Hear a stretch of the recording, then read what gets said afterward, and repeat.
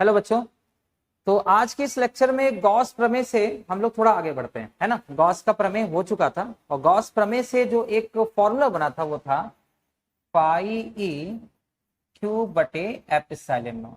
ठीक है, आज इसी का अनुप्रयोग करते हैं, इसी को लगाना सीखते हैं अलग अलग आकृतियों से घिरे हुए आवेश के कारण। ठीक है बच्चों, चलो देखो, पहला यहां पर एक गोला है और इस गोले के बाहर आवेश है, तो इस गोले से गुजरने वाला कुल फ्लक्स कितना होगा। इस गोले से गुजरने वाला कुल फ्लक्स कितना होगा, ध्यान दीजिए, ध्यान देना है आपको। अगर आप गॉस का प्रमेय सही से समझे होंगे तो आपको पता होगा कि गॉस प्रमेय में जब फ्लक्स निकाला जाता है बच्चों, तो याद रखना हमेशा गोले के अंदर अर्थात घिरे हुए पृष्ठ के अंदर वाला ही आवेश आपको कैलकुलेशन में लेना है। तो गोले के अंदर तो कोई आवेश नहीं है, अर्थात घिरा हुआ जो आवेश है वो जीरो है, बटे में एप्सिलॉन नॉट, अर्थात इस गोले से गुजरने वाला जो वैद्युत फ्लक्स होगा वह होगा जीरो, शून्य के बराबर होगा। ठीक है, इसी प्रकार यदि यह आवेश गोले के अंदर हो तो इससे गुजरने वाला वैद्युत फ्लक्स होगा Q बटे एप्सिलॉन नॉट। इसी प्रकार ये आवेश गोले के केंद्र पर भी हो, तीसरा है अगर ये आवेश बच्चों गोले के केंद्र पर हो तब भी से गुजरने वाला वैद्युत फ्लक्स होगा Q बटा एप्सिलॉन नॉट।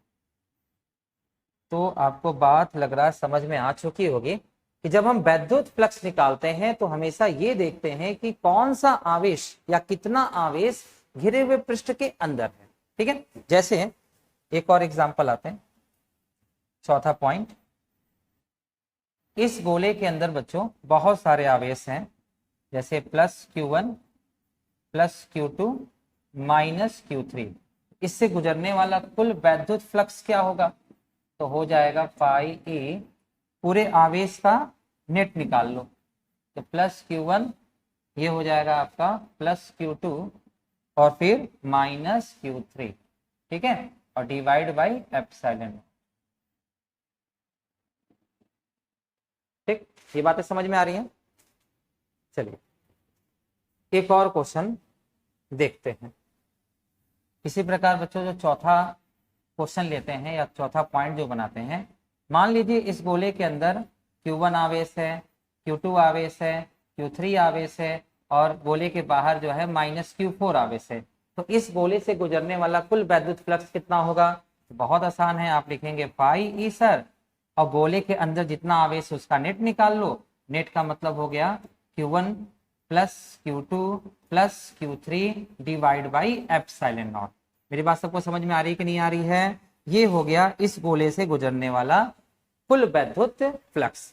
इसी प्रकार यहाँ पे थोड़ा ध्यान देना, पांचवा पॉइंट क्या है बच्चों, हमारे पास एक और पृष्ठ है जिसके अंदर एक आवेश रखा है Q1, इसके बाद इसी में एक और पृष्ठ में बना लेता हूं, एक और पृष्ठ है बच्चों, यहाँ आवेश है Q2 और यहाँ आवेश है Q3। इसके बाद बच्चों एक और मैं पृष्ठ बना लेता हूं, यहाँ एक और मैंने पृष्ठ ले लिया, ऐसे ऐसे ले लिया और यहाँ पर आवेश है बच्चों Q3 है। ठीक है, तो अब हमें बताना ये है कि प्रत्येक पृष्ठ, कुछ नाम भी रखते हैं इन पृष्ठों का, इस वाले पृष्ठ का नाम है S1, रेड वाले का नाम है S2 और ये इसका नाम है S3। तो आपको S1 से गुजरने वाला कुल वैद्युत फ्लक्स निकालना है, S1 से गुजरने वाला कुल वैद्युत फ्लक्स निकालना। बात सबको समझ में आ रही होगी कि S1 से निकलने वाला कुल वैद्युत फ्लक्स कैसे निकाला जाए। S1 से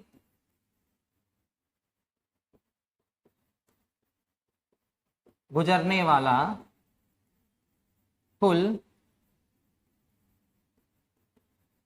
वैद्युत फ्लक्स, तो बच्चों S1 से गुजरने वाला कुल वैद्युत फ्लक्स, तो हमें यह देखना है कि S1 जो घिरा हुआ पृष्ठ है उसके अंदर कितने आवेश आ रहे हैं। तो इसके अंदर मात्र एक आवेश आ रहा है जिसका नाम है Q1 divide by epsilon not, अर्थात S1 पृष्ठ से गुजरने वाला कुल वैद्युत फ्लक्स ये होगा। इसी प्रकार S2 से गुजरने वाला कुल वैद्युत फ्लक्स क्या होगा, तो मैं यहाँ H2 लिख देता हूँ, S2 से गुजरने वाला कुल वैद्युत फ्लक्स, तो बच्चों H2 के अंदर तीन आवेश आ रहे हैं, एक Q1 है, एक Q2 है और एक कौन सा Q3 है। तो कुल गुजरने वाला फ्लक्स हो जाएगा Q1 प्लस Q2 और यहाँ क्या हो जाएगा Q3 डिवाइड बाई क्या एप्सिलॉन नॉट। ये हो गया आपका S2 से गुजरने वाला कुल वैद्युत फ्लक्स। इसी प्रकार बच्चों अगर हम लोग S3 पृष्ठ को देख रहे होंगे तो S3 पृष्ठ से गुजरने वाला कुल वैद्युत फ्लक्स क्या होगा, तो आप ये देख रहे होंगे कि S3 पृष्ठ के अंदर Q1 आवेश भी है, Q2 आवेश भी आ जा रहा है, Q3 भी आ जा रहा है, Q4 भी आ जा रहा है। मैं यहाँ Q4 कर लेता हूँ, ठीक है ना, थोड़ा सा यहाँ पे Q4 इसको कर लेता हूँ। चलिए, तो ये हो गया हमारा Q4, तो Q4 आवेश भी आ जा रहा है, तो इसका टोटल फ्लक्स क्या होगा जो इससे गुजर रहा होगा, वो होगा Q1 plus Q2 plus Q3 plus Q4 divide by epsilon not. ठीक है, तो ऐसे ही आपको निकालना है। जो आवेश घिरे हुए पृष्ठ के अंदर रहेंगे उनको फ्लक्स में काउंट कर लेना है और जो पृष्ठ के बाहर रहेंगे उनको फ्लक्स में काउंट नहीं करना है।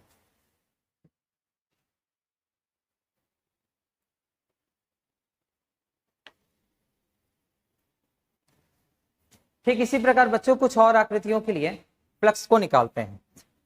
चलो अगला देखते हैं। मान लेते हैं कि अपने पास एक घन है, घन तो जानते ही होंगे ना, एक घन है। तो बच्चों अपने पास एक घन है, तो ये घन हो गया, ठीक है, घन बना लिया।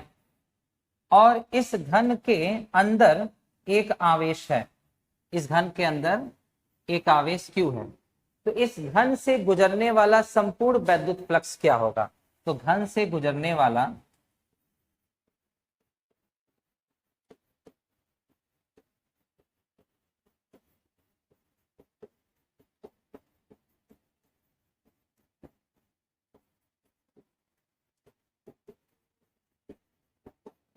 होगा, संपूर्ण वैद्युत फ्लक्स होगा Q बटे एप्सिलॉन।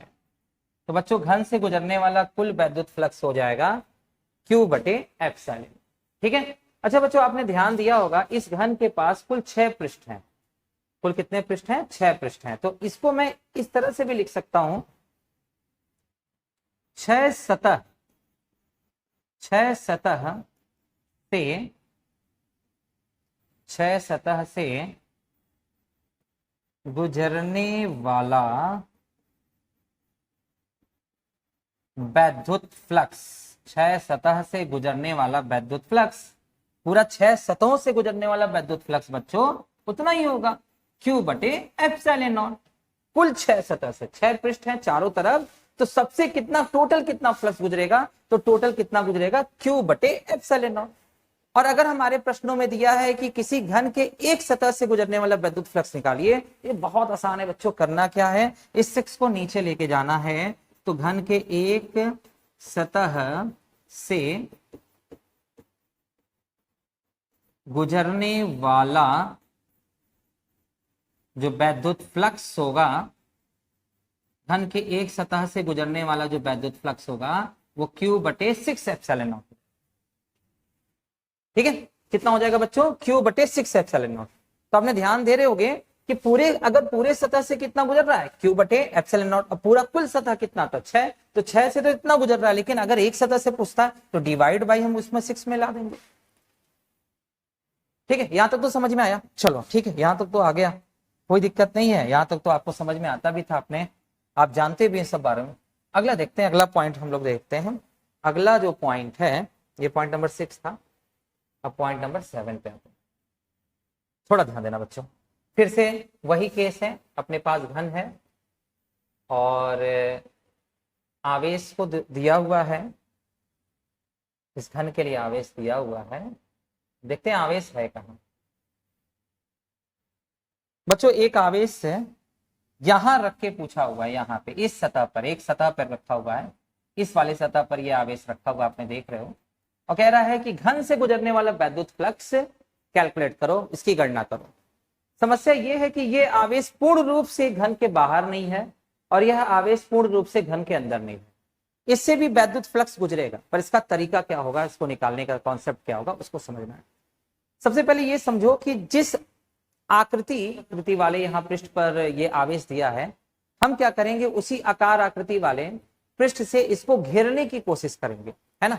देखिए कैसे, मान लीजिए, सपोज कर लीजिए कि यहाँ कहीं पर ये आवेश दिया हुआ है, ऐसे यहाँ कहीं पे एक आवेश दिया हुआ है। मेरे पास पेन नहीं है, शायद मैं पेन से दिखा सकता था इसे, कोई बात नहीं, पॉइंट तो होगा ही, ऐसे। चलिए ये थोड़ा यहाँ समझने की कोशिश करेंगे। सिक्का आपको दिख रहा होगा, यहाँ पे ये आवेश दिया हुआ है, इस तरफ से एक आवेश दिया हुआ है ऐसे, ठीक है। ये घन पे, ये मान लेते हैं घन है, तो घन पे दिया हुआ है, एक पृष्ठ पे आवेश दिया है। इस घन से गुजरने वाला कुल वैद्युत फ्लक्स आपको निकालना है। तो हमें करना क्या है, इसी टाइप का एक और घन लेंगे और एक घन इसके बगल में ऐसे लगा देंगे, है ना। अब देख रहे हो सिक्का दिख नहीं रहा होगा, ये घिर गया पूरा। वो सिक्का हमने आवेश मान लिया था, और उस आवेश को घेरने के लिए दो घनों की आवश्यकता है। अगर इस तरह से यहाँ आवेश दिया है बच्चों, यहाँ पे कोई आवेश यहाँ रखा हुआ है, यहाँ कोई आवेश रखा है, तो अगर हम एक और घन यहाँ बना दें, इसके बगल में एक और घन बना दें, देखिए यहाँ पे कैसे कल्पना कर लें इस घन की, ध्यान से सुनना मेरी बात, एक कल्पना मात्र कर लेनी है इस घन की। तो अगर एक कल्पना मात्र कर लेंगे, अगर एक घन है तो देखो आपको लग रहा है पूरा घिरा हुआ है, तो हम यहाँ क्या लिख सकते हैं, हम लोग लिख सकते हैं दो घनों से गुजरने वाला वैद्युत फ्लक्स। बच्चों दो घनों से गुजरने वाला वैद्युत फ्लक्स, सिंपल सा है। दो घन से कितना वैद्युत फ्लक्स गुजरेगा, दो घन के अंदर आवेश कितना उसको देखिए, दोनों घनों के अंदर कुल आवेश स्मॉल क्यू है। दोनों घनों से गुजरने वाला जो कुल आवेश है वो बच्चों कितना है, स्मॉल क्यू है। तो हम लोग यहाँ लिखेंगे क्यू बटा एप्सिलॉन नॉट, क्यू बटा एप्सिलॉन नॉट। अब यहाँ पे ध्यान दो, आपसे केवल एक घन के बारे में पूछा था, तो अगर दो घनों से गुजरने वाला वैद्युत फ्लक्स क्यू बटा एप्सिलॉन नॉट है, तो एक घन से गुजरने वाला वैद्युत फ्लक्स क्या होगा, एक घन से गुजरने वाला वैद्युत फ्लक्स क्या होगा, पाई ई बराबर क्यू बटे 2 एप्सिलॉन नॉट। तो एक घन से गुजरने वाला वैद्युत फ्लक्स क्या होगा बच्चों, पाई ई बराबर क्यू बटे 2 एप्सिलॉन नॉट। ठीक है, कॉन्सेप्ट थोड़ा बहुत समझ में आ रहा होगा, थोड़ा और भी समझ में आएगा। चलिए अगला कर लेते हैं, फिर इसी पे समझते हैं। एक और हम लोग घन ले लेते हैं, क्यूब लेते हैं बच्चों। फिर से हमारे पास वही एक घन है, एक घन मैंने ले लिया, थोड़ा बहुत समझ में आ रहा होगा, है ना। जितनी प्रैक्टिस करेंगे बच्चों उतना ही समझ में आएगा, ठीक है। तो अब एक घन मैंने बना लिया, चलो यहां पर तो एक घन बन गया भाई। अब क्या करना है, अब यहां ये करना है कि आवेश की स्थिति को थोड़ा अलग कर लेना है। तो बच्चों यहां पर एक कोने पर यहां आवेश क्यू दिया हुआ है और पूछ रहा है इस घन से गुजरने वाला कुल वैद्युत फ्लक्स कितना होगा। ठीक है, तो हम लोग को तो कॉन्सेप्ट समझ में आ गया भैया। अगर कोने पर देगा, देखो यहां पे मैंने एक कोने पर रख दिया एक आवेश को, ये 5 रुपए का सिक्का आपको दिख रहा होगा, ये मान लेते आवेश है, और ये जो थर्माकोल हमको दिख रहा है ये मान लेते घन है। अब सोच लो कि कोने पे दिया है, तो अगर हम एक और घन रखते हैं स्वाभाविक है कि इससे नहीं गिरेगा। यानी अगर हम इस तरह की स्थिति है, एक आवेश यहाँ कोने पे दिया हुआ है, तो दो घन अगर लगा देते हैं तब भी ये नहीं गिरेगा। ठीक है, तो हमें क्या करना पड़ेगा, इस तरह के दो घन और लेने पड़ेंगे। देखिए यहाँ दो घन है, दो घन है हमारे पास, एक घन को ऐसे एक घन को ऐसे लगाएंगे, तब जाकर ये पूरा का पूरा जो आवेश है ये घिरा हुआ माना जाएगा। तो इसका ये मतलब है कि अगर कोने पर आवेश है, उसकी एक भुजा पे आवेश है, तो एक भुजा पे जब आवेश है तो कुल मिलाकर हमको इसको लेकर 4 घनों की जरूरत पड़ेगी, इसको लेकर 4 घनों की जरूरत पड़ेगी। तो मैं क्या लिख सकता हूं कि 4 घनों से गुजरने वाला वैद्युत फ्लक्स। तो बच्चों 4 घनों से कुल कितना फ्लक्स गुजरेगा, 4 लगा देंगे, 4 के अंदर केवल क्यू आवेश होगा, तो हो जाएगा क्यू बटा एप्सिलॉन नॉट। तो एक घन से गुजरने वाला,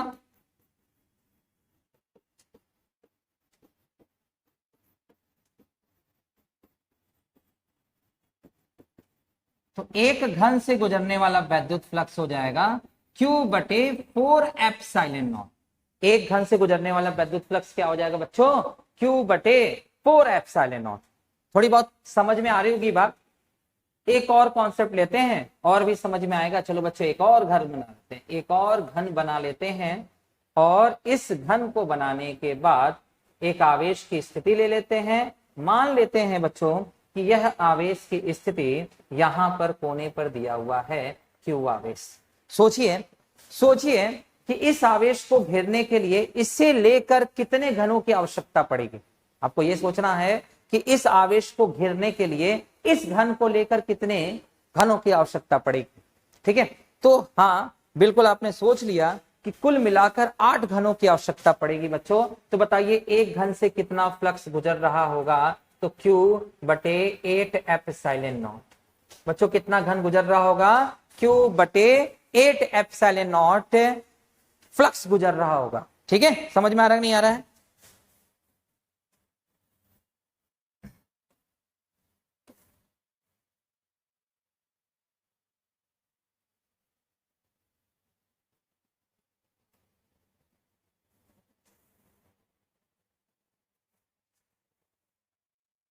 चलिए बच्चों एक और क्वेश्चन करते हैं।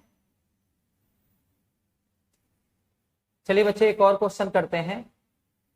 एक मैंने फिर से घन ले लिया, फिर से घन बना लिया, है ना। घन बनाने के बाद एक आवेश की स्थिति ले लेते हैं। घन बनाने के बाद बच्चों आवेश की स्थिति ले लिया, यहां कोने पर एक आवेश हो गया। ठीक है बच्चों, अब आपको सोचना है कि इस आवेश को घेरने के लिए इस घन के अतिरिक्त कितने घनों की आवश्यकता पड़ेगी, या इस घन को लेकर कितने घनों की आवश्यकता पड़ेगी।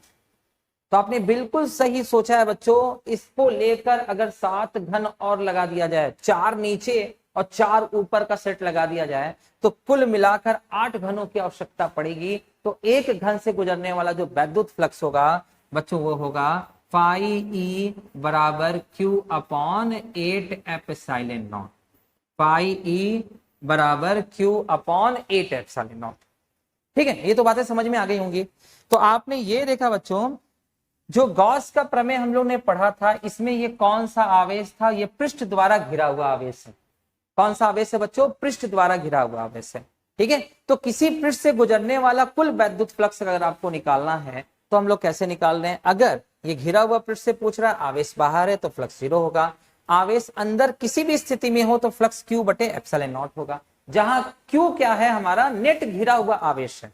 Q क्या है बच्चों, नेट घिरा हुआ आवेश है। देखिए यहाँ पे पृष्ठ पर 3 आवेश मैंने रखा हुआ था, Q1 Q2 और माइनस Q3, तो नेट आवेश ये हो गया Q1 plus Q2 minus Q3 divide by epsilon not. ठीक है बच्चों, यहां भी इस टाइप का आपने देखा। यहां देखो अलग अलग पृष्ठ था। S1 पृष्ठ में जब आपने ध्यान दिया तो S1 पृष्ठ के अंदर केवल Q1 आवेश था, इसलिए इतना फ्लक्स गुजरा। इसी प्रकार जब S2 पृष्ठ से हमने फ्लक्स निकाला तो हमने देखा कि S2 पृष्ठ के अंदर Q1 भी आ रहा है, Q2 भी आ रहा है, Q3 भी आ रहा है, तो टोटल फ्लक्स जो हो जाएगा Q1 plus Q2 plus Q3 हो जाएगा।